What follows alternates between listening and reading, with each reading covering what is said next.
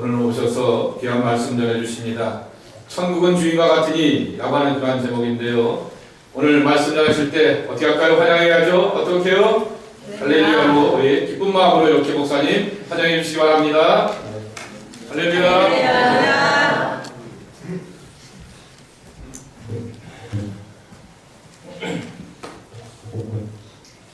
참 반갑습니다. 반가우시죠? 네.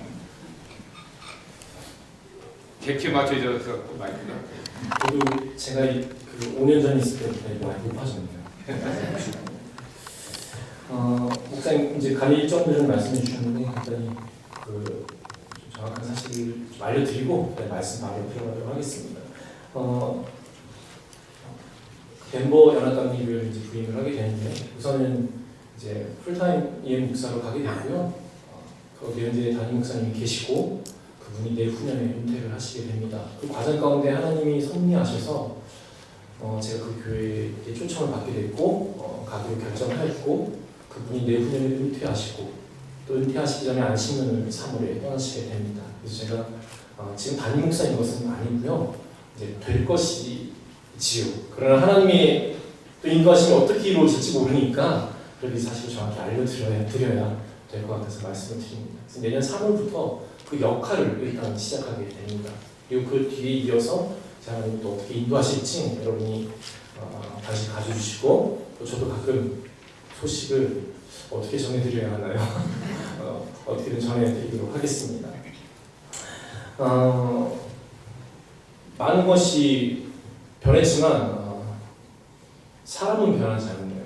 대부분의 분들을 제가 잘 알고 있는 분들인 것 같아서 마음이 굉장히 좋습니다. 오늘 말씀 가운데 은혜가 많았으면 좋겠고요. 특별히 제가 뉴스 파트에 있었는데 아까 많이 보이더니 싹 다 없어진 것 같은데요. 옛날 기억을 살려서 이걸 꼭 하고 시작했으면 좋겠습니다. 준비하세요. God is good. All the time. All the time. God is good. 소리 더 크게. God is good. All the time. All the time. God is good. 옛날 같지 않네요. 하나님은 항상 선하셔서 이렇게 다시 만나게 하시는 것 같습니다. 선한 하나님을 의지하여서 우리가 함께 말씀으로 또 하나 될 수 있는 그런 귀한 시간이었으면 좋겠습니다. 제가 어떤 말씀을 함께 나눌까 생각하다가 지난주에 목사님께서 하나님 나라에 대한 말씀을 전하시는데 굉장히 은혜가 됐어요. 그래서 제가 이제 준비했었고 알고 있는 그 하나님 나라에 대한 이야기를 좀 나눴으면 좋겠다라는 생각을 하고 이 말씀을 정해놓고 여러분과 함께 말씀을 나눠보려고 합니다. 여러분 신약 성경의 처음 부분, 즉 4개의 복음서 그 안에 가장 강조점이 주어진 그런 선포의 말씀이 있습니다. 그게 뭐냐면 회개하라, 천국이 가까웠느니라 라는 말씀이죠. 그러니까 회개하라, 하나님의 나라가 이제 곧 올 것이다 라고 얘기하는 거죠. 이건 주로 세례 요한이 이야기하였고 또 예수님이 그것을 백성들에게 선포하셨습니다. 특별히 4개의 복음서 중에 마태복음, 마가복음, 누가복음에 그 하나님 나라에 대한 이야기가 굉장히 많이 나오는데 오늘 본문은 천국은 마치 무엇과 같으니 라는 표현으로 우리에게 등장하고 있습니다. The kingdom of God is like something. 그러니까 지금 비유인 거죠. 하나님 나라에 대해서 이야기하고 싶은데 그 하나님 나라를 정확히 정의하고 설명하는 게 아니라 하나님 나라를 얘기해주고 싶은데 그것을 무엇에 빗대어서 설명을 한다는 거죠. like 무엇에 빗대어서 설명을 한다는 거예요. 우리는 어떻게 생각할 때 하나님 나라 천국하면 그것을 이해시키기 위해서 그래서 정의 내려서 설명하기가 훨씬 쉽다라고 생각하잖아요. 근데 예수님이 쓰셨던 방법은 내가 이제부터 하나님 나라에 대해서 알려줄게. 이제 다가온다는 하나님 나라에 대해서 내가 함께 느낌을 나누고 싶어. 근데 그 하나님 나라를 설명하는 방식이 뭐냐면 너희들이 잘 이해할 수 있는 비유, 무엇과 같다 라는 방식을 통해서 너희들과 이야기하고 싶어 라고 말씀하고 계신다는 것이죠.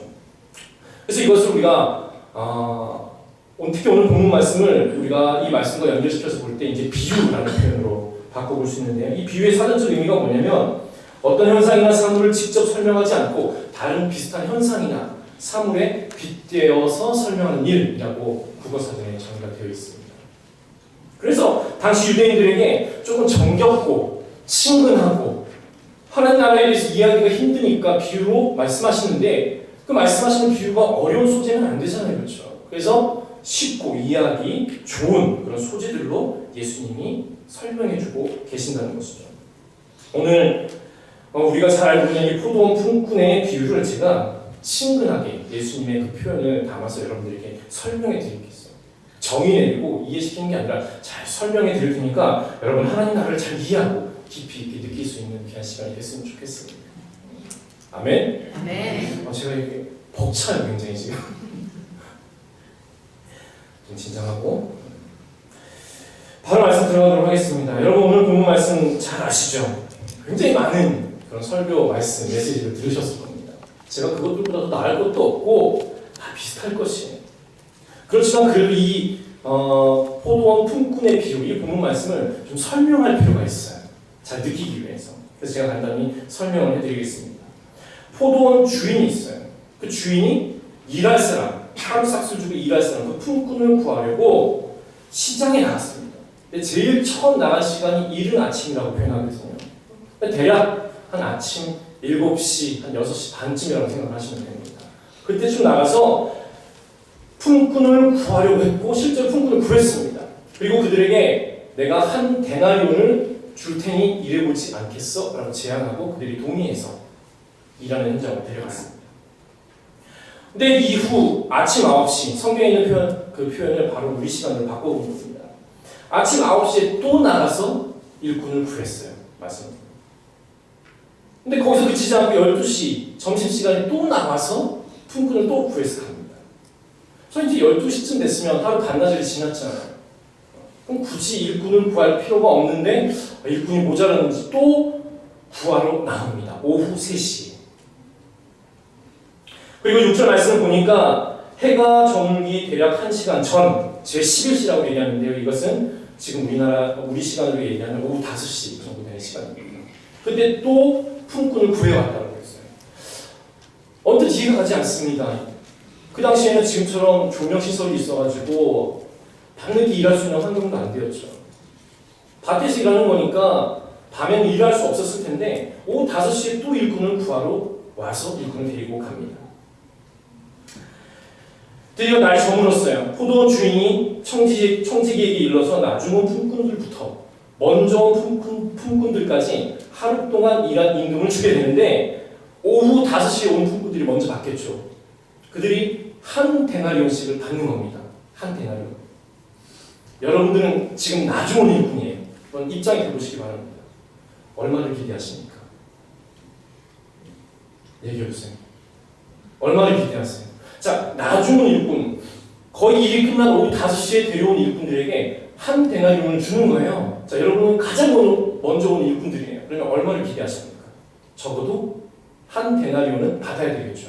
그것도 억울한데 적어도 한 데나리온을 받아야 할 것입니다. 그런데 기대와 다르게 말씀을 보면 먼저 온 자들이 와서 더 받을 줄 알았는데 그들도 다 한 데나리온씩 받았다는 것이죠. 당연히 주인을 원망할 수밖에 없습니다. 이유는 간단하지만 말씀을 통해서 살펴볼게요. 12절 말씀을 눈으로 보시면 나중 온 이 사람들, 불평하고 있는 이 사람들은 나중 온 이 사람들, 오후 5시에 온 이 사람들은 1시간밖에 일하지 않았는데 어떻게 하루 종일 뼈약볕에서 일한 그리고 수고한 우리와 똑같이 equal to us 어떻게 우리가 똑같이 주십니까? It's unfair 이라고 얘기하는 거죠. 공평하지 않습니다 라고 얘기하는 거죠. 당연히 그렇게 생각할 수밖에 없죠. 우리의 상식으로는. 거기에 대해서 주인은 이렇게 대답을 하죠. 13절에 있는 말씀이에요. 친구야, 내가 너희에게 잘못한 것이 없노라. 내가 너희에게 잘못한 것이 없다라고 얘기하는 거예요. 공평하지 않습니다라고 이야기하는 이 일꾼들에게 이 주인이 내가 너희들에게 잘못한 것이 없다. 영어 표현을 보면 저기 이제 말씀해 보시면 Friends, I'm not being unfair to you. 나는 너희들에게 공평하지 않게 대한 것이 없다라고 표현을 하는 거죠. 여러분 어떻게 생각하십니까? 이 주인이 과연 공평한가요? 공평하지 않은가요?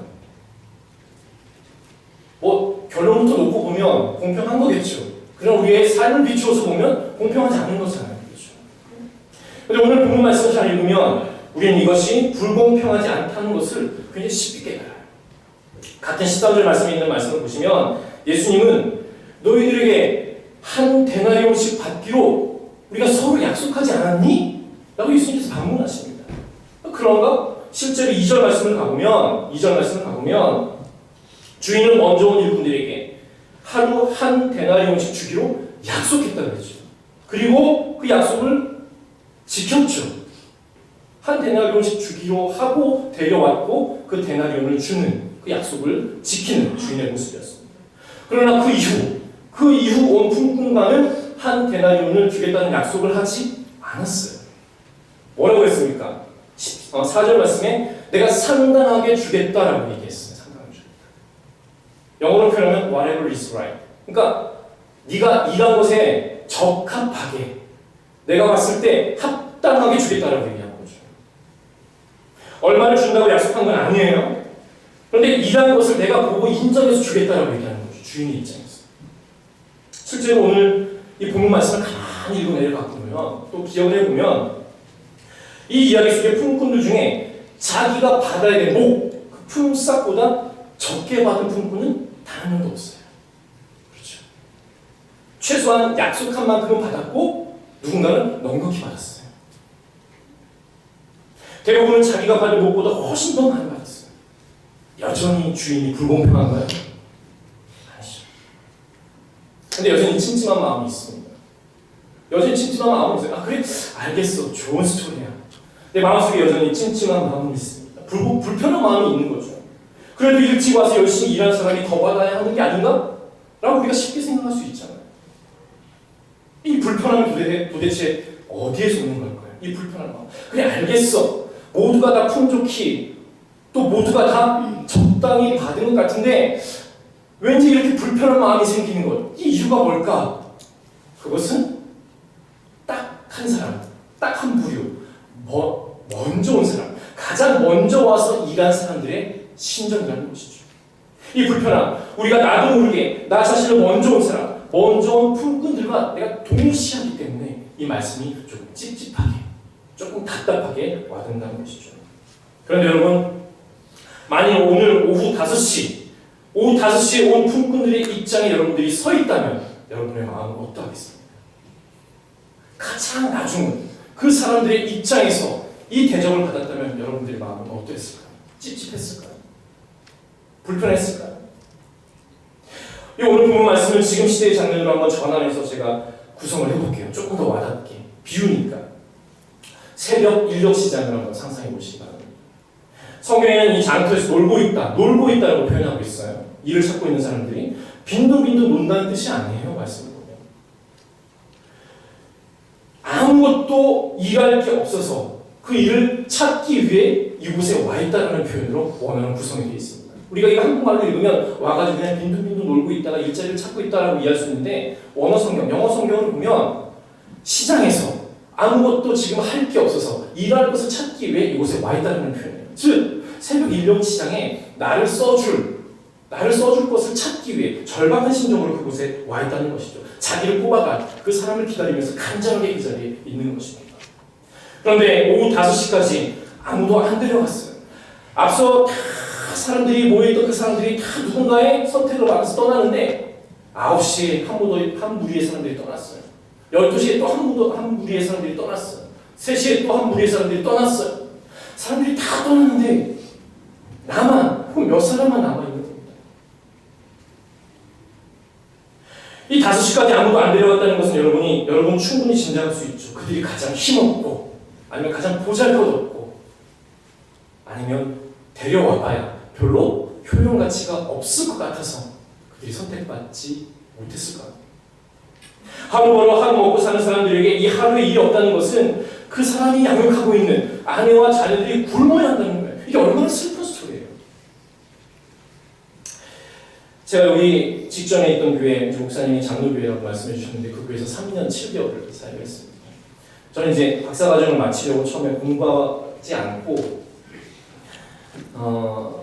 사역하지 않고 빨리 공부를 마치려고 했기 때문에 사역을 안 하려고 했는데 어떻게 연결이 돼서 찬양 사역, 성가대는 찬양 사역하는 것으로 이제 청빙을 받았어요. 제가 예배학을 하니까 그 소식을 듣고 이제 요청이 들어온 것 같았어요.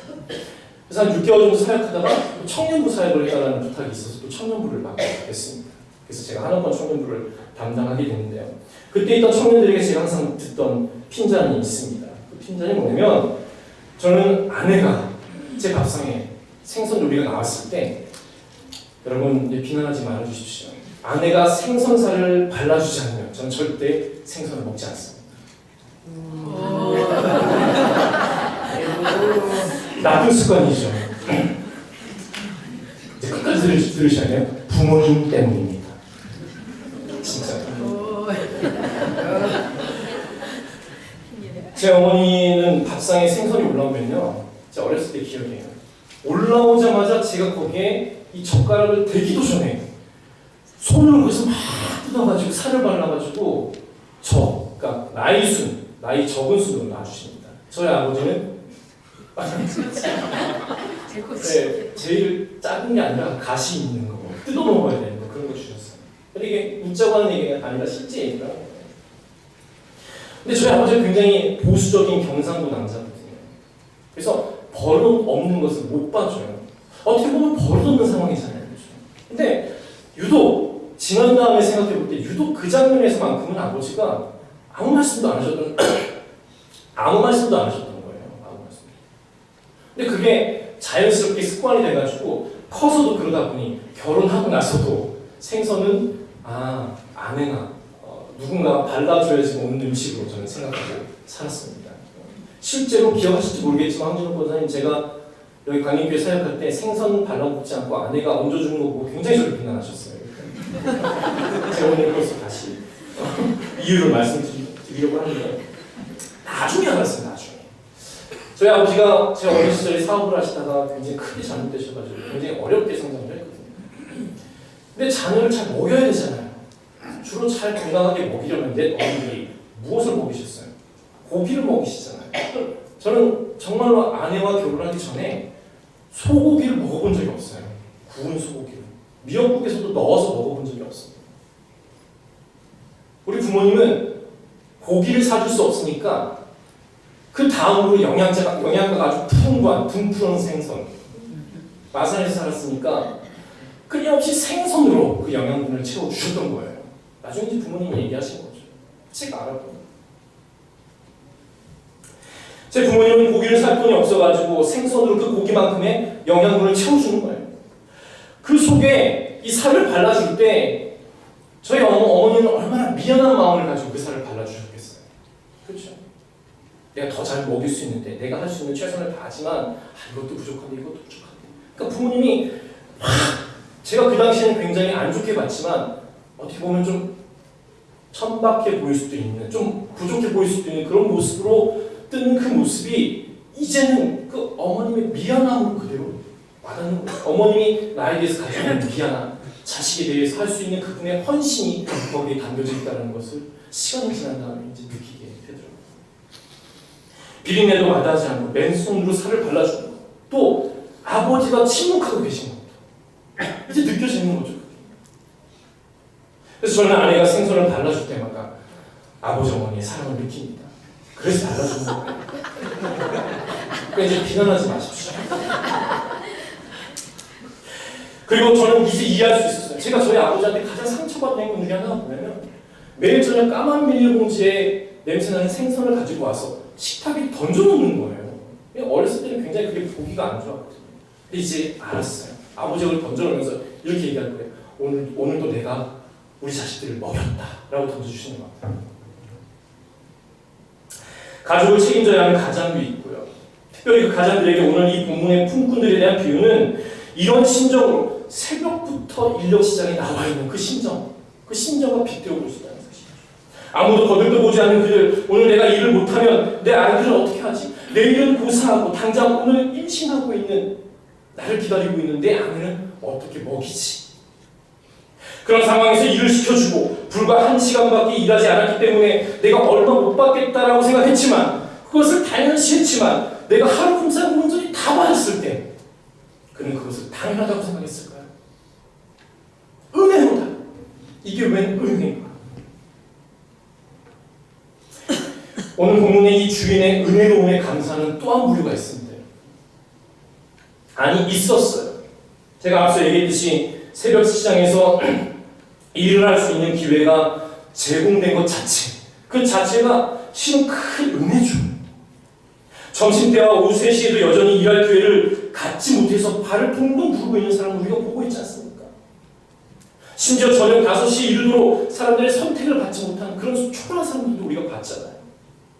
그런 사람을 보아도 새벽 6시, 새벽 7시, 이 이른 아침에 바로 일할 수 있는 기회가 제공된 것 자체도 은혜잖아요.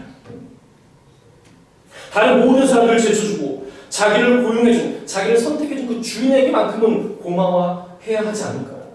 그러나 그들의 감사는 어느새 사라져버리고 원망하고 있습니다. 본문 말씀입니다. 왜 그래요? 나 자신이 먼저 왔다라고 생각하거든요. 사랑하는 여러분, 오늘 우리에게 주어진 이 본문 말씀은요, 우리가 잘 알고 있지만 이 말씀을 내가 먼저 온 사람으로 생각하느냐, 나 자신을, 아니면 내가 나 자신을 나중 온 사람으로 생각하느냐에 따라 이 말씀은 전혀 다르게 우리에게 와닿게 되는 거죠. 먼저 온 사람의 마음을 읽으면 이 이야기는 납득하지 않고 받아들이기 힘든 좋은 말이지만, 공감하기 좋은 교훈집이지만, 나중 온 사람으로 이 말씀을 읽고 이해하게 되면 이 말씀, 이 사건은 하나님의 은혜의 임재가 되는 것입니다. 예수님이 제자들에게 이 말씀, 이 비유를 하신 이유가 있어요. 이 이유는 앞서 있는 19장에 있는 말씀과 연결이 되어 있는 말씀입니다. 그러니까 이 비유를 하신 이유가 있습니다. 이 19장 후반부에 보면 한 부자 청년이 예수님께 와가지고 질문을 하는 겁니다. 어떻게 영생을 얻을 수 있습니까? 어떻게 eternal life, 어떻게 영생을 얻을 수 있습니까? 라고 물어보는 거예요. 부자 청년이 와서. 그때 예수님이 네가 가진 모든 소유를 다 나눠주고 나를 따르라 라고 얘기하신 거죠. 이에 이 부자 청년이 예수님의 그 이야기를 듣고 근심하면서 돌아갔다고 했습니다. 근데 그 자리에 예수님 부자 청년만 있었던 게 아니에요. 예수님의 제자들도 같이 있었던 것이죠. 이 광경을 예수님의 제자도 같이 보고 있었어요. 근데 떠나가는 부자 청년을 보고 예수님이 얘기하시는 겁니다. 낙타가 바늘귀로 들어가는 것이 부자가 하나님 나라에 들어가는 것보다 쉽다라고 말씀을 하셨던 거죠. 이 상황을 가만히 지켜보고 있었던 제자들 중에 베드로가 놀라서, 또 말씀을 원어로 표현해보면 교만에 차서 예수님께 묻습니다. 예수님, 저 부자 청년은 가만히 보니까 자기가 가진 재물을 포기하지 못하고 예수님을 쫓지도 못하지 않았습니까? 그런데 가만히 우리를 봐주십시오. 가만히 우리를 보시면 예수님, 저와 저 부자 청년과 다른 것을 아시게 될 겁니다. 우리는 우리의 모든 것을 버렸습니다. 그리고 우리는 예수님을 지금 쫓고 있습니다. 그렇다면 지금부터 우리는 예수님을 통하여 무엇을 얻을 수 있습니까? 라고 베드로가 물어보는 것이죠. 거기에 대해서 예수님이 대답하시는 거예요. 19장 30절. 먼저 된 자로서 나중되고 나중된 자로서 먼저 될 자가 많으니라 하시고, 오늘 이 포도 품꾼의 비유를 하시고 품꾼의 비유를 마무리 지으면서 또 그 말씀을 하시는 거예요. 먼저 온 자가 나중 될 수 있고 나중 온 자가 먼저 될 수 있다는 말씀하시는 거예요. 우리가 알듯 이 나중 온 자, 이 나중 온 자가 먼저 될 수 있고 먼저 온 자가 나중 될 수 있다는 게 신앙생활의 연수, 횟수가 중요한 게 아니라 믿음이 중요하다. 단순히 이 차원의 말씀이 아니라는 거예요. 이것은 하나님 나라에 대해서 예수님이 궁금해하고 있는, 반문하고 있는 제자들에게 답하셨던 말씀이에요. 예수님께서는 이 하나님의 나라는 이와 같이 포도원 품꾼의, 우리가 포도원 품꾼의 비유를 통해서 느끼는 그 일꾼의 은혜, 일꾼이 가지고 있는 은혜, 그 은혜를 누리는 하나님 나라가 이러한 곳이다. 세상에는 가진 것이 보다 많고, 보다 더 지혜롭고, 보다 더 지식이 많고, 보다 더 좋은 선택을 하며, 보다 더 앞서가는 사람들이 더 대접받고, 더 그들에게 칭송받으며, 더 큰 명예, 더 큰 권리를 얻는 것이지만, 하나님 나라는 전혀 다른 원리로 움직이는 것이다. 그 하나님 나라의 원리가 무엇이냐? 바로 하나님의 은혜다라고 말씀해주고 계시다는 사실이죠. 오늘 본문 속에 나온 이 품꾼들의 비유도 우리가 가만히 살펴보면 나 자신의 모습과 빗대어서 이해할 수 있을 것입니다. 오늘 본문 속에 나온 먼저 온 품꾼들도 분명 처음에는 감사했을 것이에요. 포도원에 들어가서 일을 할 수 있게 한 것만으로도 그들은 감사했을 것이에요. 그 새벽에. 근데 그런 의미에 감사하는 그들의 마음이 나 좋은 자들과 똑같이 은혜 받는 것을 보고 화가 나는 것입니다. 그러나 여러분, 우리가 만일 나 좋은 자의 마음을 가진다면 내가 누리는 이 모든 것이 내가 수고하고 내가 고생해서 얻은 것이라고 믿지 않고 내 노력, 내 헌신의 결과물이 아니라 전적인 은혜라고 내가 정말 믿는다면, 내가 얻은 구원이 그리스도의 십자가의 죽음에 의한 것이라고, 내가 그것 때문에 살아가는 것이다라고 정말 믿는다면, 우리는, 그리고 저는 내가 아닌 누군가에 베푼 하나님의 은혜를 용납할 뿐만 아니라 그것을 같이 기뻐할 수 있게 될 것입니다. 가만히 살펴보면 누군가 거저먹는 것이 아니라 우리가 다 은혜 가운데 사는 것을 보게 됩니다. 사실 우리가 하나님의 은총, 하나님의 은혜를 거저먹고 사는 인생 아니겠습니까? 이게 우리가 잘 알고 있는, 제가 뭐 특별한 설명을 하지 않는 그 포도 흥분의 비유. 이 말씀을 통해 우리가 두 가지를 기억했으면 좋겠습니다. 이게 기억해야 되는 거예요. 첫 번째, 사랑하는 여러분, 내게 주신 은혜를 좀 기억하며 살아갈 때, 그때 비로소 우리는 하나님을 이해하고 알게 됩니다. 하나님이 내게 주신 그 은혜, 그 은혜가 내게 족하다라는 것을 내가 느끼고 감사하게 될 때 우리는 첫 번째, 하나님을 알게 된다는 사실. 그동안 불공평, 공평의 관점으로 이 말씀을 바라봤다면 오늘 나눈 말씀처럼 우리에게 주어진 은혜가 족하다는 것을 깨달아요. 근데 그것을 넘어서서 이제 하나님을 보게 됩니다. 하나님의 모습을 이 말씀을 통해 우리가 발견하게 돼요. 이른 아침에 나가고 또 도움이 필요할 사람이 없을까? 9시에 또 나가시고 이제 그 정도면 일꾼이 다 찼을 텐데 점심때 또 나가고 이제 반나절이 지났으니 효율성으로 따져보면 굳이 일꾼을 구할 필요가 없는데 3시에 또 나가고 이제는 그 이후로 나간다는 것 자체가 어리석을 수도 있는 그런 비난을 받을 수도 있을 텐데 5시에 일이 없어서 또 굶고 실망 가운데 빠져있을 사람이 없을까 싶어서 5시에 또 나가시는 그 주인, 그 하나님을 알게 된다는 사실.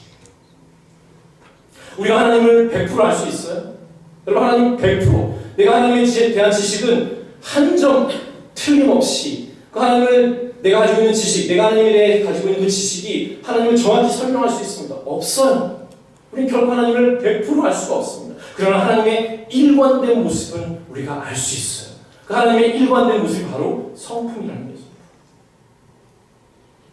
그 하나님의 일관된 모습, 끊임없이 하나님이 선택해 주신 그 은혜도 충분한데 그것보다 더 과하게, 더 풍족하게 나를 또 선택해 주시고 나에게 더 큰 은혜를 부어주시며 그 은혜도 내가 감사하고 차고 넘치는데 또 더 큰 은혜로, 더 좋은 길로 나를 인도해 주시고 하나님의 은혜가 끊임없이 내게 다가오는 그 놀라운 사랑의 감격을 내가 느끼게 될 때 하나님의 그 일관된 모습이 내 눈에 보이기 시작한다는 사실이죠. 내 그 은혜가 내게 족하다는 생각이 없으면 하나님의 그 모습은 단지 한순간 나의 감정과 나의 그 상황을 해결해주는 구원자로서의 기쁨만 남게 되는 것이죠. 그러나 그 은혜가 나의 삶을 가득 채우고 내 삶을 변하는 그 놀라운 변화까지 나가게 된다면 하나님이 그렇게 하셨지? 다음번에 어떤 비슷한 상황이 생겼을 때 또 그 상황을 잘 해결하는 놀라운 경험을 하게 돼요. 그러면 하나님이 예전에도 그리 하셨는데 지금도 그렇게 일하시네? 이제는 조금 태도가 달라져요. 하나님이 진짜 내 삶에 역사하시는 것 같아 라는 생각과 마음을 가지고 살게 되면 계속해서 내 삶 가운데 내가 느끼지 못했던 하나님의 풍성한 은혜, 하나님의 도우심을 끊임없이 발견하며 살아갈 수 있게 된다는 사실이죠. 이것이 쌓이고 시행착오를 겪으면서 내 삶에 견고하게 자리 잡히게 될 때 우리는 조금씩 하나님을 정확히 알아가게 된다는 사실이죠. 두 번째, 이제 우리는 천국, 즉 하나님 나라를 정확히 이해할 수가 있습니다. 1절 말씀에 천국은 주인과 같다라고 얘기했습니다. 오늘 우리는 하나님의 성품을 통해서 하나님을 알게 됐어요. 그 하나님의 성품을 아는 그곳이 천국이다라고 얘기하는 것이에요. 하나님의 성품을 알고 하나님의 은혜가 한치의 오차 없이, 한치의 가림 없이, 한치의 편견 없이, 한치의 인간적인 잼 없이 우리에게 온다는 것을 느끼고 알고 감사하는 그곳이 하나님의 나라다라고 이야기하는 것입니다. 오늘 부분과 연관해서 하나님의 나라는요, 나 자신을 나 죽은 자로 여기며 그 주어진 은혜에 감사하는 이들이 모인 그곳이 바로 하나님의 나라라는 것입니다. 제가 아이가 둘이 있습니다. 박성민, 박성문이죠.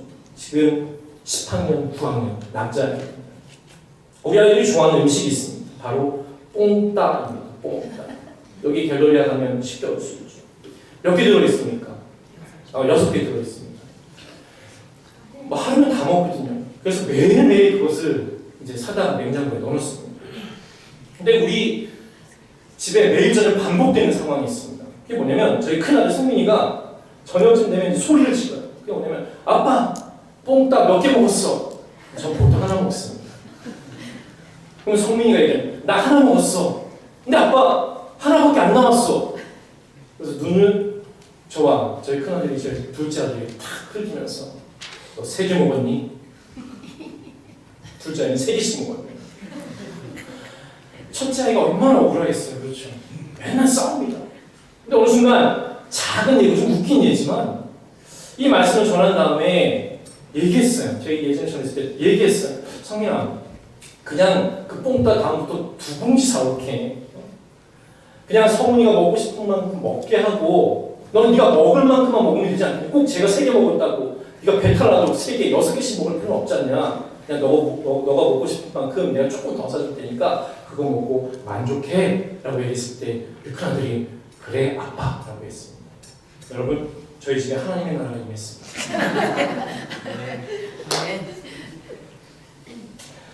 제가 우스갯소리로 이야기했지만 우리가 머릿속에 쉽게 그리는 하나님의 나라는 영원한 하나님의 나라인 거죠. 맞습니다. 사도 바울이 이야기하는 하나님의 나라, 우리가 가게 될 하나님의 나라, 우리가 앞으로 죽으면 하나님과 만나게 될 천국, 그게 하나님의 나라 맞습니다.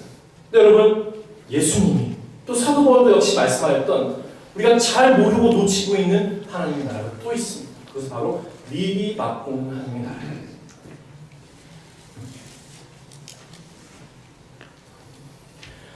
우리는 끊임없이 앞으로 갈 하나님의 나라를 소망하면서 지금 내 삶에 주어지는 하나님과 동행하는, 하나님과 함께 살아가는 하나님의 집, 하나님의 나라를 느끼지 못하며 살아가는 거예요. 하나님의 나라는 우리가 죽은 다음에 도래할 그 나라임과 동시에 지금 우리가 하나님을 느끼고 하나님과 동행하며 그 은혜를 풍족히 누리는 그곳에서도 우리가 느끼며 하나님의 나라를 함께 공유할 수 있는 것, 그게 하나님께서 또 예수님께서 우리에게 끊임없이 이야기하고 싶었던 하나님의 나라의 진짜 의미라는 사실이에요. 이것을 우리가 알게 될 때 오늘 본문의 마지막 구절을 올바로 이해하게 됩니다. 나중된 자로서 먼저 되고 먼저 된 자로서 나중되리라. The last will be first and the first will be last. 단순히 내가 언제 하나님을 믿었느냐, 그 믿음의 순간이 중요하다, 그 차원의 뜻이 아니에요.